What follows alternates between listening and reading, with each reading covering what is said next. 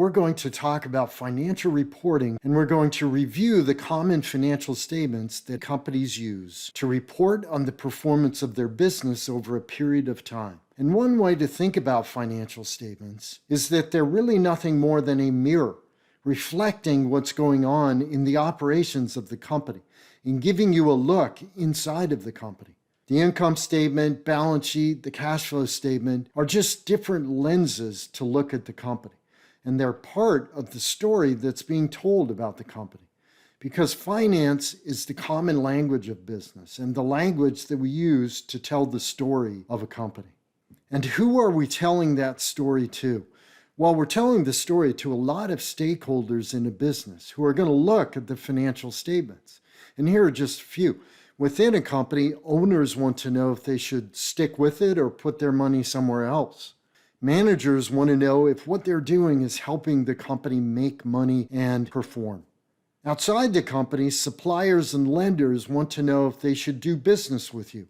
Customers want to do business with a good, solid company that they can trust to be there for the long haul. So financial reporting is about communication.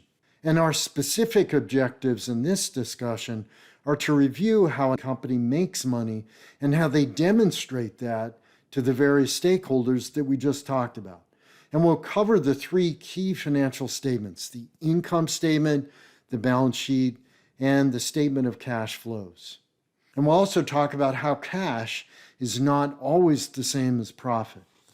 And let's start by talking about cash and what it tells you and what it doesn't tell you.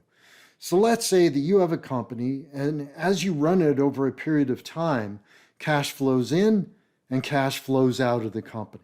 You sold some product, you borrowed money from a bank, and some cash came in from those activities. And let's say that in the same period, you also paid salaries, you bought a new computer system, and cash went out from those activities, such that your net cash inflow and outflow, the net in that period, was a negative $53,000.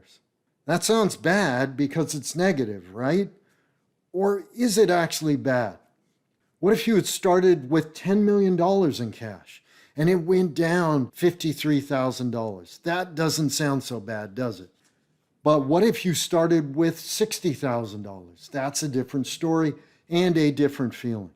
And what about the assets that you own, or the money that you might owe to somebody, to a bank or a lender? But just looking at cash flows, important though those are, it wouldn't have told you about those specific things. So to understand the details, we also need to look at the balance sheet. And what about profit? Are all these cash flows that we just talked about impacting profit? We need more information. We need the income statement. Interest, as an example, is an expense that impacts profit, but dividends are not an expense, even though they're an outgoing cash flow in a given period. So to really understand the story being told about the company, we need more than just cash flows. We need the other financial statements to complete the picture.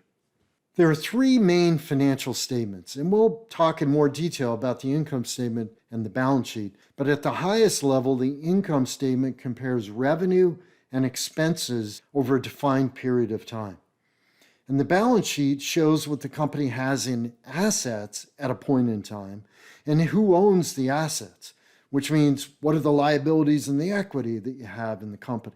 The cash statement gives details about cash inflows and outflows, as we just talked about, for the company over a period of time.